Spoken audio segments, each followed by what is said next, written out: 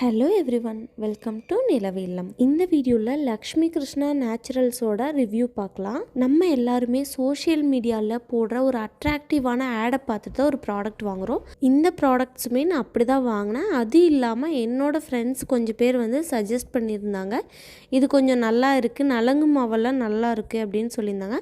So அதை பார்த்து தான் நான் வாங்கியிருந்தேன். பட் ஏன்டா வாங்கினோம் அப்படின்ற அளவுக்கு எனக்கு ஃபீல் ஆகிடுச்சு. பார்சல் ஓப்பன் பண்ண உடனே பயங்கர டிசப்பாயின்ட்மெண்ட். ஏன்னா உள்ளே பார்த்திங்கன்னா நிறைய ஹேர் இருந்துச்சு. ஸோ என்னடா அது, நம்ம ஆர்டர் பண்ணிக்கிறோம், இவ்வளோ உள்ளே இருக்குது, சரி ஒருவேளை பேக் பண்ணும்போது தெரியாமல் விழுந்துருச்சு போல் அப்படின்னு நான் நினச்சேன். அப்புறம் தான் தெரிஞ்சது, அந்த இதில் பாக்ஸில் இருக்கிற லேபிள் ஒட்டும் போதே அந்த ஹேரை வச்சு தெரியாமல் ஒட்டிட்டாங்க போல். ஸோ அந்த லேபிள்குள்ளார நிறைய மாட்டிகிட்டு இருக்கு.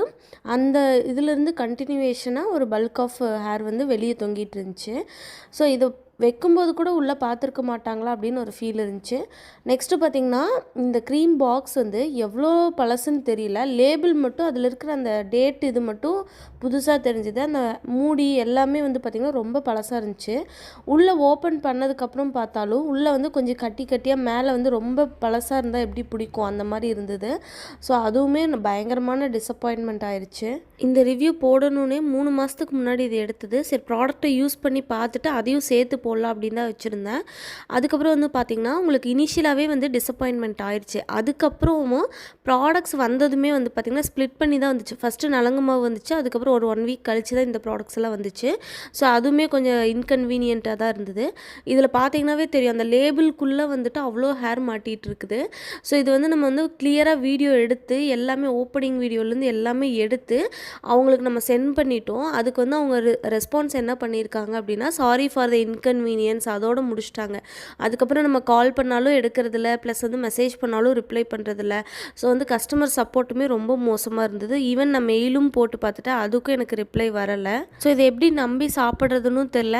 உள்ளே ஏதாவது தெரியாமல் விழுந்திருந்தாலும் நமக்கு இதே சுச்சுவேஷன் தான். இன்கேஸ் சில இது அரைக்கும் போது விழுந்திருந்தாலும் கூட அதையும் நம்ம தான் சாப்பிட போகிறோம்.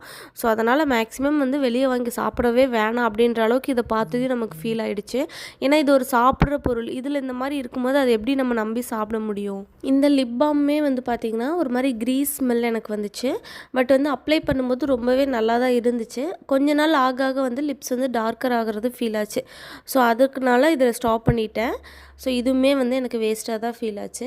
ஆக மொத்தத்தில் எனக்கு வந்த ப்ராடக்ட்ஸ் எதுவுமே செட் ஆகலை. இதுலேருந்து சொல்கிறது என்ன அப்படின்னா, ஒரு அட்ராக்டிவான ஆடையோ இல்லை யாராவது ப்ரொமோட் பண்ணுறாங்களோ அதை வச்சு வாங்காதீங்க. ஏன்னா அவங்களுக்குமே அதோட இது தெரியாது. யாராவது ரொம்ப நாளாக யூஸ் பண்ணிகிட்ருக்கு, அதோட எக்ஸ்பீரியன்ஸ் சொன்னாங்க அப்படின்னா வாங்குங்க. இல்லை ஏதாவது சாம்பிள்ஸ் கிடச்சுன்னா அதை ட்ரை பண்ணி பார்த்துட்டு வாங்குங்க. இல்லைனா வீட்லேயே நேச்சுரலாக ரெடி பண்ணி யூஸ் பண்ணிக்கலாம். தேங்க்யூ ஃபார் வாட்சிங்.